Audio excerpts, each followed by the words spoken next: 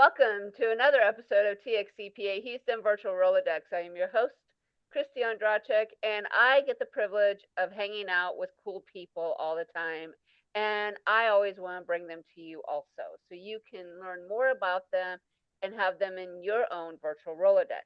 And today I have someone we've come across our paths over the last few years, and so finally he's here.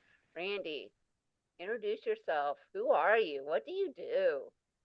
I don't think anybody knows but what I do. Well, Kristie, thanks for having me first. My name is Randy Crabtree. I am a CPA. I am recently retired from a company that I started 19 years ago, which is called Trimerit. We're a specialty tax firm.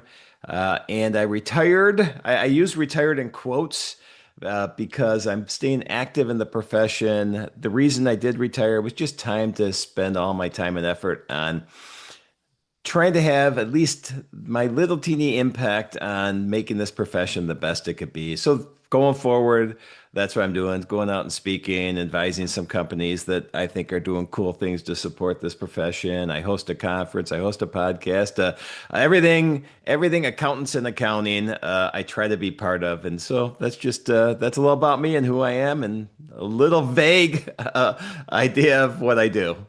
Well, we're going to get into that a little bit. So, you are doing a lot for the accounting profession, which I'm very passionate about. And so, can you just give us an overview of what you are doing and why CPAs need you in their virtual Rolodex? Well, it started this path that I'm on now started about probably I don't even know what year it is. 7 years ago, 7 or 8 years ago, and it started with my passion for how do we avoid burnout in this profession, mental health issues in this profession. It started with that passion and what can I do about it. And so, it went that way. It's gone into more like leadership as well. I still talk about mental health awareness all the time, talk about leadership, talk about people first cultures, and not just talk. We do things about it as well. Things like managing change because we have rapid change going on right now and people are very stressed out. I do a survey in the profession too, and our survey is finding people are stressed out about AI, which I think is a kind of a duh. I think we know that. Um, but we found that, but people are also optimistic about it. So how do we manage this change so that we can avoid the stress that it's doing? So all these like touchy-feely topics, that's the type of thing. So if you're an accountant and you love this profession and you want to stay in it and you want to make sure that it's the best it could possibly be, I'd love to talk to you because those are my passions as well. Yeah, and it's one of those things that when we went to school, we didn't really get into the non technical personal development of how to manage your time so that you aren't in burnout. And we just knew that we would have to work a lot of hours and just deal with it. And I talk to younger professionals all the time, and they're just like, I'm not going to do it. I'm like, Nope. good. I'm glad you have those boundaries. It's just getting leadership. So, with that being said, how are how are you speaking with leaders on this? I still think it's a mental health crisis with our Yep. profession. So it's there's a few things.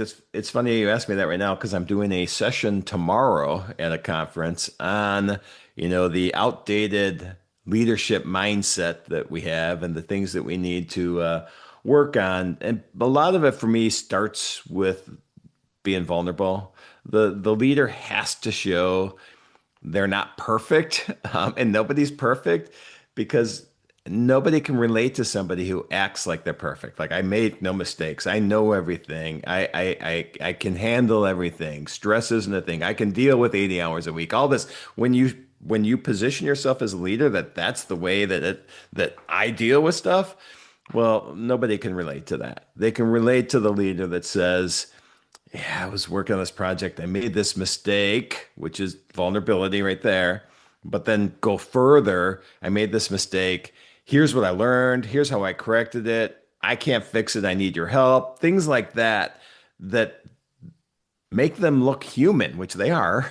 And when you look human, you're a lot more relatable, and people will flock to that leader over the leader that is just this. I don't know if the right word stoic. I know people like stoicism at a level, so maybe that's a negative way to say it, but that's how I look at it. As a stoic leader that's perfect, that doesn't make mistakes.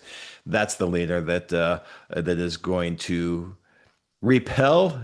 Boy, I use some strong words here. You Repel are. people from this profession. So that's what we need to look out for. That's what it starts with to me is vulnerability, vulnerable leadership.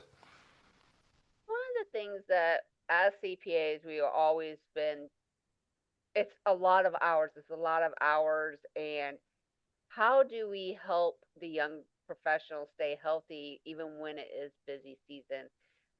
Do you have some tips that leaders can take back to their team? Well, yeah, I've got about 472 of them, and that's just the starting point. But What's the top two? the top two. So there's, boy, that is tough. I'm going to start with a harder one, Okay. just because this is one of the biggest things that we need to start it with. Boy, this is takes a lot of time. So I'll go into this fast. Bottom line, and this is passionate to me right now. This is an area that I think we don't spend enough time on is but defining who we are as an organization deeper than we're an accounting firm, we're a bookkeeping firm, we're a tax firm. That's the surface level. And that's the issue with right now is if we define ourselves as we're a compliance firm, well, that's what AI is going to be doing. And so we just basically defined ourselves out of a job and we put in stress on that. And so when we dig deeper than that, we're a firm that clients come to when they have dot dot dot whatever that situation. We are there in their best times and their worst times. We're there to support them through the ups and the downs of dot dot dot. When we dig deeper and define who we are, then people that work with us can lean into that more and they can understand what it is and know that we're not just there, typing on our keyboard, doing bookkeeping or tax or whatever it is. We're there, because of the passion that we have as accountants for helping. And now I have a better understanding what that help is that these clients need. And so when we start to find ourselves underneath the product's a tax return or a financial statement, define ourselves deeper than that, I really see this passion that people have come through because they understand the impact they're having on those clients. So that is really hard to describe in 2 minutes, but when we start at least at that level, we can go further and really when people lean into what they love, I call it the intersection of your passions, your skills. When you're at the passion intersection of your passions and your skills, the starting point is defining who you are and what you do and who you serve, but not even that, who you don't serve and what you don't do for them. Because when you do that, then I think everything starts to fall in line. Well, it's defining the why. Because Yeah. when you know your why, your boundaries are better.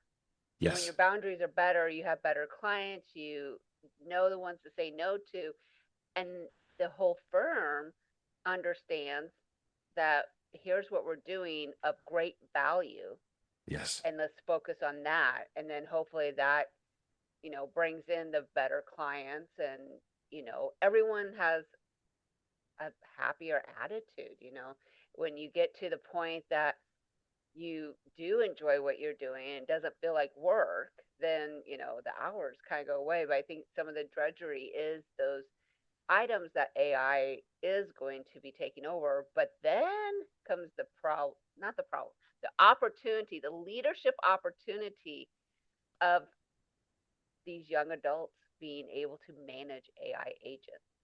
And Oh so yeah.